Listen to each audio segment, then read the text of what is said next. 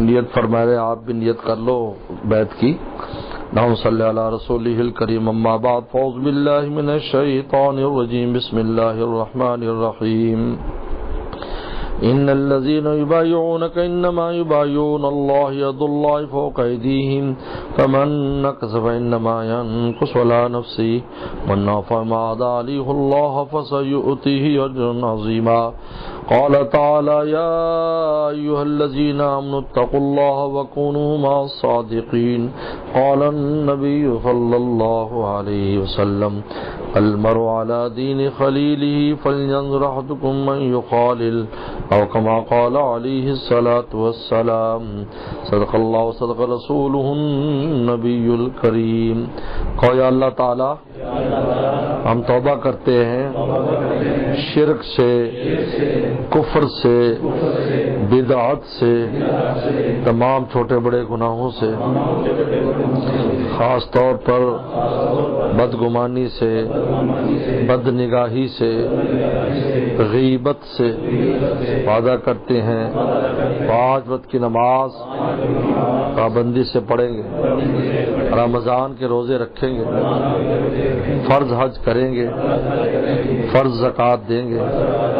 ہم داخل ہوتے ہیں سلسلہ چشتیہ میں، قادریہ میں، نقش بندیہ میں، سہروردیہ میں.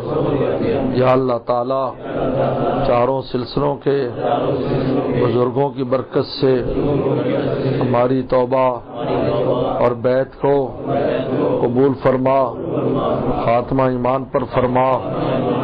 قیامت کے دن اور جنت میں ہمارے بزرگوں کا ساتھ نصیب فرما. ماشاءاللہ بیعت ہو گئی ہے، اور بیعت کرنا نبی کریم صلی اللہ علیہ وسلم کی سنت ہے. آپ نے صحابہ اکرام سے ان کے اسلام لانے کے بعد یہ بیعت لی تھی. اس کو بیعت سلوک کہتے ہیں.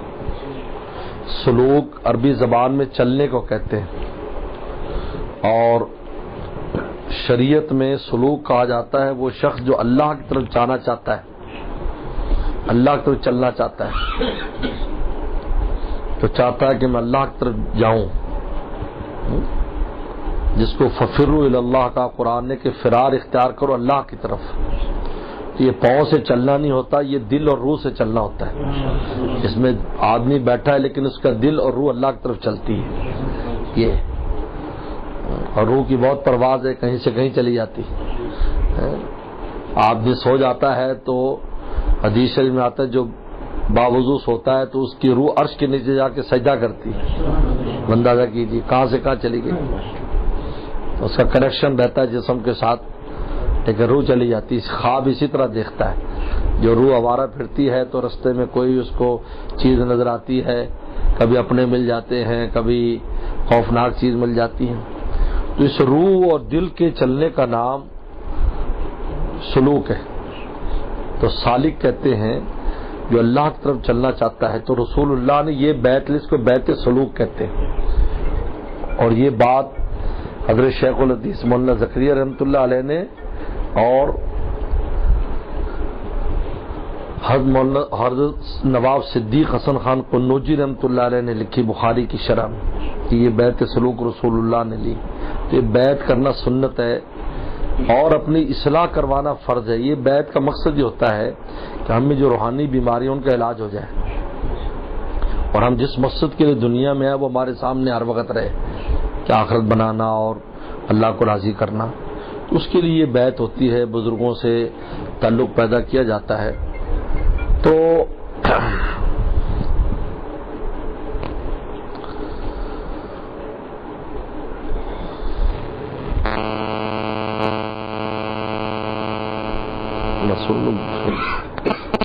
اس بیعت کا فائدہ 3 کاموں سے ہوتا ہے، ظاہر ہوتا ہے. پہلا کام تو کرنا ہے آپ رابطے میں رہیں، آنا جانا رکھیں. دور بھی ہے تو آپ رابطہ رکھیں. آج کل رابطے مشکل نہیں ہیں، فون سے ہو جاتا ہے، واٹس ایپ ہے، میسیج ہے، بہت سی چینل ہیں، خط و کتابت ہے. رابطہ رکھیں. خصوصاً مہینے میں 1 بار ضرور کوشش کریں کہ آپ رابطے میں آ جائیں.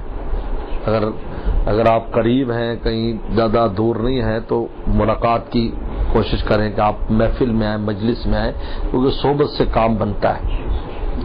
اور اپنے شہر میں تو الحمدللہ اللہ کا فضل ہے، اللہ نے یہاں پر بزرگوں کی برکت سے بڑی بڑی نعمت دی ہوئی ہے کہ اس قسم کی محفل اللہ کی محبت کی ہوتی ہے۔ بڑے بڑے شہر خالی ہیں، حقیقت کہہ رہا ہوں، آپ شہروں میں ڈھونڈو، ہمارے یہاں سے جو لوگ رہ کر گئے ہیں تلاش کرتے ہیں، ان کو ملتا نہیں ہے۔ بڑے بڑے شہر خالی ہیں کہ جو اللہ کی اس زمانے میں اللہ کی محبت اور کی بات کرے، صرف کوئی ایسی بات نہ کرے جس میں جھگڑے ہوں۔ تو آپ کے ہاں تو جو یہاں ہیں ان کو فائدہ اٹھانا چاہیے، ہر پیر کو مجلس ہوتی جمعہ کو۔ تو پہلا کام رابطہ ہے، خواتین بھی رابطہ کر سکتی ہیں لیکن اپنے محرموں کی اجازت سے، ان سے اجازت لے کر پھر رابطہ اپنے جو مسائل ہوں وہ پوچھ سکتی ہیں۔ دوسرا ذکر کی پابندی، ذکر کی پابندی بہت ضروری ہے۔ آج ذکر میں بڑی سستی کرتے ہیں، ہم بیعت بھی ہو جاتے تو ذکر پابندی سے نہیں کرتے۔ تو ذکر تو خوراک ہے، اب خوراک ہی نہیں کھائے گا تو صحت مند کیسے ہوگا؟ نفس تو کھا رہا ہے خوراک، جو نفس ہمارا بدماش ہے نا، وہ تو خوراک اس کو تو مل رہی ہے گناہ کی خوراک، لیکن جو روح ہے اس کو خوراک نہیں مل رہی۔ تو جب دونوں کا مقابلہ ہے تو اس پہلوان نے جتنا جو کھاتا ہے، دوسرے تو بیچارہ کانگڑی کیا کرے گا، کانگڑی پہلوان ہو جائے گا۔ تو ذکر کا ناغہ روح کا فاقہ ہے، اس لیے کوشش کریں کچھ بھی ہو پورا کرنے کی کوشش کریں، جس طرح بھی ہو، جو عادت بتایا جو اس کو جیسا بھی ہو، یہ نہ دیکھے کہ میں سکون نہیں ہے مجھے، یہ سی فکر نہ کرے، سکون کی فکر نہ کرے، کر لے۔ میرے شیخ نے مکہ شریف میں ایک مثال دی تھی کہ مکہ شریف میں جب حج کا موقع ہوتا ہے یا رمضان ہوتا ہے نا، تو جو دکاندار ہوتے ہیں پوری رات پورے دن ڈیوٹی دیتے ہیں، وہ حاجی ہر وقت ہی چلا رہتا ہے خریداری کے لیے، تو وہ اس وقت دسترخوان بچھا کے بیٹھ کے کھانے کا موقع نہیں ہے، وہ سمولی منگا لیتے ہیں جس کو شاورما کہتے ہیں، اور کھڑے کھڑے شاورما کھا رہے ہیں اور سودا بھی دے رہے ہیں، کھا رہے ہیں سودا بھی دے رہے ہیں۔ تو میرے شیخ فرماتے تھے ان کو کھانے میں بالکل اطمینان نہیں ہے، لیکن زندہ تو ہے نا اس کی وجہ سے، اگر یہ بھی نہیں کریں گے تو زندہ بھی نہیں رہ سکتے۔ تو فرمایا بھائی جب اتنی مصروفیت ہو تو بندہ سمولی کی طرح ہی ذکر کر لے، شاورما کھانے کی طرح ہی کر لے، وہ اگرچہ وہ بھی فائدہ دے گا آپ کی روح کو، کہ اللہ کا نام ایسا ہے، اللہ کا نام تو ایسا ہے کہ اگر کافر بھی لیتا ہے نا اس کے دل میں بھی چین آ جاتا ہے۔ یہ ایسا لفظ ہے، یہ عجیب بات ہے، یہ ایسا لفظ ہے، غفلت سے بھی منہ سے نکلے گا نا، غفلت سے تب بھی وہ اپنا فائدہ پہنچاتا ہے۔ تو لہٰذا ذکر جو ہے نا اس کی بندی کرے، ذکر کا ناغہ روح کا فاقہ ہے۔ 4 تسبیحات مردوں کے لیے کلمہ طیبہ 100 بار ہے، اور اللہ جل جلالہ اللہ اللہ 100 استغفار درود۔ آج عشاء کے بعد ذکر ہوگا جامع میں، آج عشاء کے بعد جمعے کو مجلس ہوتی ہے ذکر کی، اس میں آپ لوگ آئیں، طریقہ بھی آپ کو آ جائے گا۔ اور خواتین کے لیے سبحان اللہ کی ایک تسبیح ہے، اور کلمہ طیبہ کی ایک تسبیح، اور استغفار درود شریف، یہ 4 تسبیحات ان کے لیے 4، لیکن تھوڑا فرق ہے، مرد اللہ اللہ کرتے ہیں اور وہ سبحان اللہ پڑھتے ہیں۔ تلاوت قرآن روزانہ کرے، خواہ تھوڑی سی ہو لیکن روزانہ کرے تلاوت، چاہے 2 آیتیں کیوں نہ ہو، کیونکہ قرآن اللہ کی پیاری کتاب ہے۔ قرآن سے روزانہ ملاقات یہ گویا کہ اللہ تعالیٰ سے ملاقات ہے، کیونکہ کلام سے محبت متکلم سے محبت ہے، اور اللہ کی عنایات بڑھ جاتی ہیں اور فرشتوں کی آمد ہوتی ہے تلاوت میں۔ 2 آیتیں پڑھ لو، مسجد میں نماز پڑھنے کے لگے 5 منٹ باقی ہے، تھوڑی سی تلاوت کر لو، آپ دیکھو گے اسی میں کتنی طاقت ہو جائے گی۔ اور فجر مغرب کے بعد آخری تینوں کل 3 بار پڑھیں، قل اللہ 3 بار، پھر قل بالفلق فجر کا اور مغرب کے بعد، اور سورہ توبہ کی جو آخری آیت ہے حسبی اللہ لا الہ الا هو علیہ توکلت رب العرش العظیم 7 بار صبح 7 بار شام، اور سورہ حشر کی آیت واللہ الذی لا سے یہ 1 بار صبح 1 بار شام، وہ پرچہ ملتا ہے، اس میں لکھی بھی ہوئی ہے، یا چند دن پڑھو گے پھر زبانی یاد ہو جائیں گے۔ تیسرا جو اہم کام ہے کہ 4 اعضاء کو گناہ سے بچاؤ، 4 اعضاء کو گناہ سے بچاؤ، آنکھ کو، کان کو، زبان کو، دل کو، ان سے گناہ نہ ہونے دو، ہو جائے فوراً توبہ کرو، صبح سے ہی نیت کرو کہ ہم نے گناہ نہیں کرنا ہے، کیونکہ گناہ نہ کرنے کا نام تقوی ہے، اور جو تقوی اختیار کرتا ہے وہ اللہ کا دوست ہے۔ نمازی کو دوست نہیں کہا کہ نمازی دوست ہے، لیکن نماز پڑھے اور گناہ بھی کرے تو نمازی تو ہے، نماز کا ثواب ملے گا، لیکن دوست نہیں بنائیں گے. کیوں؟ اس لیے کہ گناہ کرنا دلیل ہے کہ نفس اور شیطان کے ساتھ اس کی یاری ہے.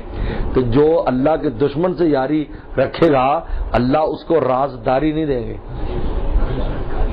کیونکہ آدمی کا ایسے دوست بھی ہوتے ہیں نا جو آپ کے مخالفین کے ساتھ بھی رابطہ رکھتے ہیں، تو آپ کبھی ان کو راز کی بات نہیں بتاتے. چائے بھی پیتے ہو، دعوتوں میں بھی جاتے ہو، لیتے دیتے بھی ہو، لیکن اس کو خاص جس کو کہتے ہیں نا بیسٹ فرینڈ، جس کو انسان دل کی باتیں اس کو نہیں بتاؤ گے یار یہ اندر بھی جاتا ہے کہیں ہماری بات نہ کر دے.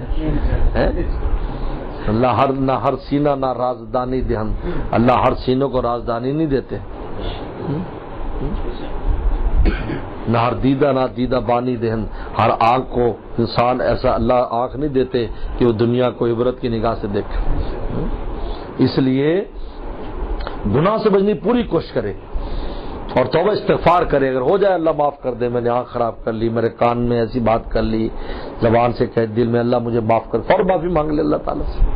اس لیے 3 گناہ خاص طور پر بیت میں کہا جاتا ہے کہ جی غیبت نہیں کریں گے، بد نظری نہیں کریں گے، اور جو ہے بدگمانی نہیں کریں گے. یہ 3 گناہ کی خاص طور پر توبہ کرایا جاتا ہے. حضرت شیخ الحدیث مولانا زکریا فرماتے ہیں یہ 3 گناہ سے اگر انسان بچ جائے اس زمانے میں اللہ کا ولی ہے. نگاہوں کو گناہ سے بچا لے اور کسی کی زبان سے غیبت نہ کرے اور کسی کے بارے میں دل میں برا نہ سوچے. تو یہ 3 کام کر لے. حضرت شیخ زکریا فرماتے اللہ کا ولی ہے. یہ ساری گناہوں کی جڑ ہے اس وقت. قیمتوں کی وجہ سے اختلاف، جھگڑے، فساد، بدگمانیاں کر کر کے خام خواہ میں اپنے رشتے خراب کیے ہوئے. نہیں جی وہ تو ایسے نہیں اس نے اس وجہ سے کیا یار میں نے نہیں تو اسی وجہ سے خام خواہ دھرے جا رہے ہیں دوسرے کے ساتھ پر. حالانکہ حدیث شریف میں آتا ہے کہ کوئی نیک گمان کرے کہ نہیں یار یہ اچھا آدمی ہے یا اچھا سمجھے اس پر مفت میں ثواب ملے گا خواہ وہ اچھا نہ ہو. اور اگر بدگمانی کرے گا تو قیامت کے دن جہنم کے پہاڑ پر چڑھا دیا جائے گا اور کہا جائے گا دلیل سے ثابت کر تو نے جو مسلمان کے بارے میں بدگمانی کی تھی اس کو دلیل ثابت کر، ورنہ ادھر ہی رہے جب تک فیصلے نہ ہو. کیونکہ دلیل نہیں بلا وجہ. تو یہ 3 گناہوں کا خاص طور پر بیت میں ذکر ہوتا ہے. بد نگاہی، بدگمانی، غیبت سے بچیں. تو اس لیے تو بیت کا مقصد اللہ تعالیٰ کی دوستی حاصل کرنا ہے اور دوستی دوستوں کے ساتھ حاصل ہوتی ہے.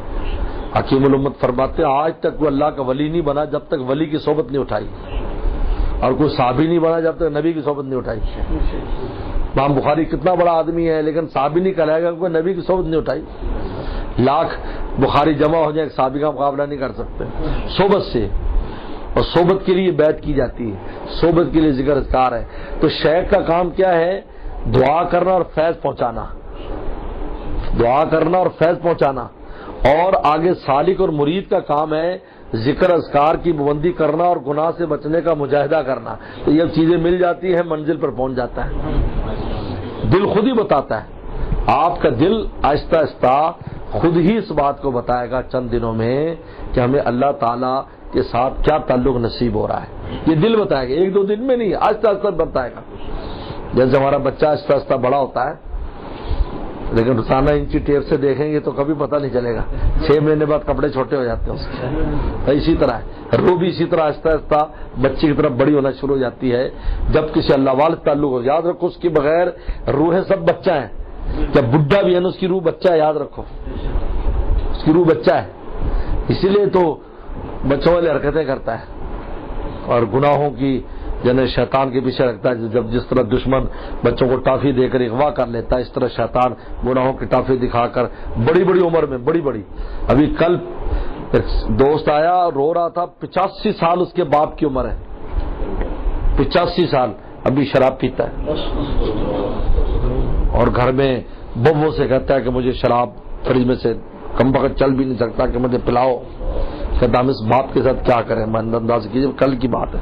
حیران ہو گیا میں سن کر. روح بچہ ہے، روح بالغ نہیں ہوتی. جسم بالغ ہو جاتا ہے، بڈھا بھی ہو جاتا ہے. یہ بالغ ہوتی ہے جب صحبت اٹھاتی بالغوں کی، پھر یہ بالغ بنتی ہے. پھر یہ اللہ کا دوست. جوانی میں دوستی شروع کرتے، بڑھاپے میں تو پتہ نہیں کہاں پہنچ جاتا ہے. اس لیے کہتے جوانی میں در جوانی توبہ کردن شیبہ پیغمبری. جوان توبہ کرنا پیغمبروں کا شیبہ ہے. اس لیے پہلے یہ مقاصد ہیں اس کے، اس پر ہمت کے ساتھ پر عمل کرو. وآخر دعوانا ان الحمد للہ رب العالمین. اللهم لك الحمد كما انت صلی علی محمد كما انت اهل وفل منا كما انت انك انت اهل التقوى والمغفرة. ربنا ظلمنا انفسنا وان لم تغفر لنا وترحمنا لنكونن من الخاسرین. یا اللہ ہم سب کو تو اللہ والا فرما، ہمارے بال بچوں کو اللہ والا فرما، اللہ عافیت دارین نصیب فرما، رحم کرم اور عافیت کا معاملہ فرما، رحم کرم اور عافیت کا معاملہ فرما. یا اللہ یا اللہ یا اللہ یا اللہ بہت گناہ گار ہیں، معاف فرما معاف فرما. یا اللہ میزبانوں کو، تمام دوستوں کو، نوجوانوں کو یا اللہ اپنی محبت کے لیے قبول فرما، اپنی محبت کے لیے قبول فرما، ان کے اکرام اور محبتوں کو قبول فرما. یا اللہ ذکر اذکار کی پابندی کی توفیق عطا فرما، عافیت دار نصیب فرما، رحم کرم اور عافیت کا معاملہ فرما. ربنا تقبل منا انک انت السمیع العلیم. صلی اللہ تعالی علی خیر خلق محمد و آلہ وصحبہ اجمعین.